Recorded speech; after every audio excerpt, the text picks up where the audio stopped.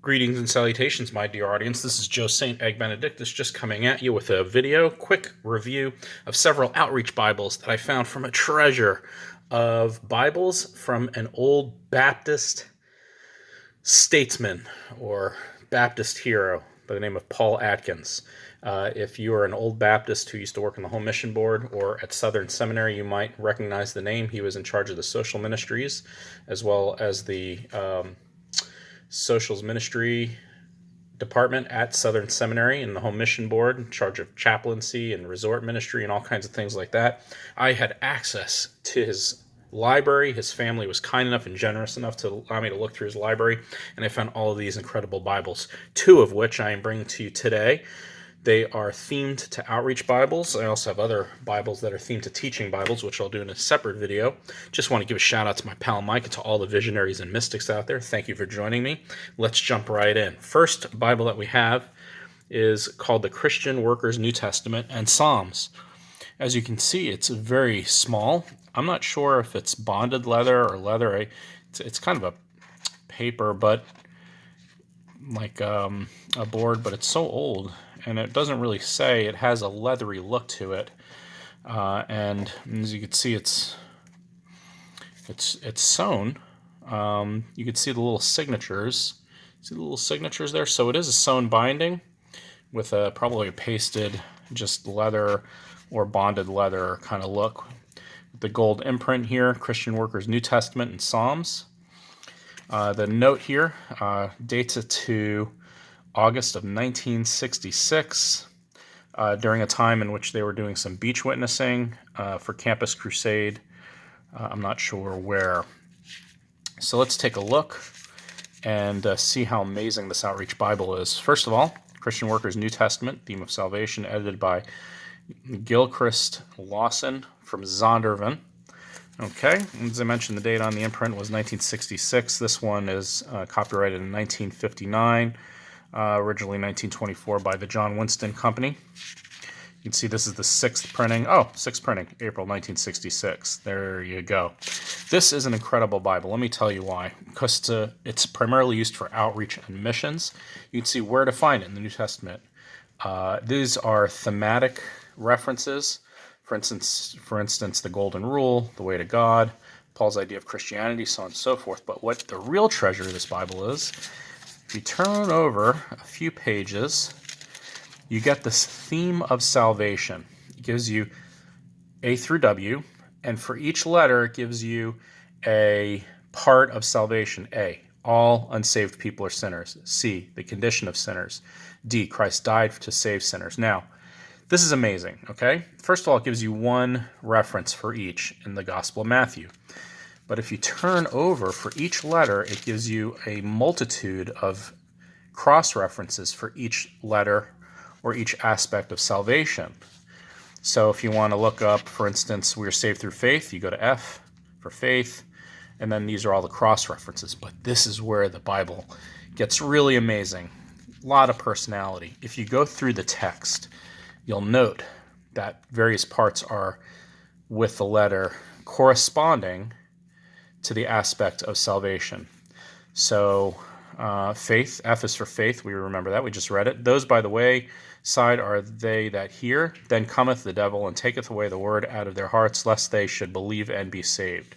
So it gives you the F for saved by faith, and then it gives you a cross-reference that the next aspect or the next scripture on faith is John 1:12. E has something to do with God knows everything in secret. So verse 17, for nothing is in secret. And then it gives the next cross-reference to, this is Luke 12, 2 through 3. It gives you the book, chapter number, and then a little topical inset there. So as you flip through this Bible, you see all of the different ways it corresponds with that plan of salvation. This is an amazing Bible. I've never seen anything like this. I'm sure maybe for those of you who are Bible nerds out there, you might have seen things like this. But as far as I'm concerned, this is really awesome. And I'm wondering, why don't they make Bibles like this anymore? Maybe they do. You know, I haven't researched it, but I haven't seen any, and because of that, I'm just really impressed. This one has two themes, H and J.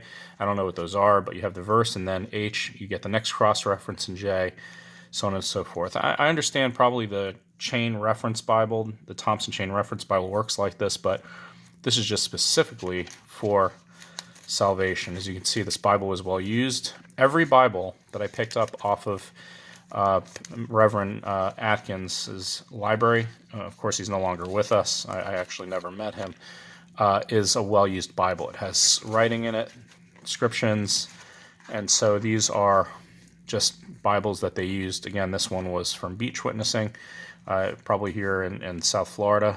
Oh no, it said California. Arrowhead, California, beach witnessing. And like I said, each Bible has some kind of writing that tells of its purpose. So he used every Bible that was in his library, and I'm so thankful for the generosity of the family of allowing for me to hang on to these and to really use them, keep them in my collection, my PC, my personal collection, but also share them with you. Next outreach Bible that was again used is this Gideon, New Testament, and Psalms. As you can see, this is a bonded leather as well. It's a really nice edition. It has this little ribbon marker, and you can see it has gilded edges. Never really see the Gideons and the leather typesets. This is really nice. New Testament and Psalms.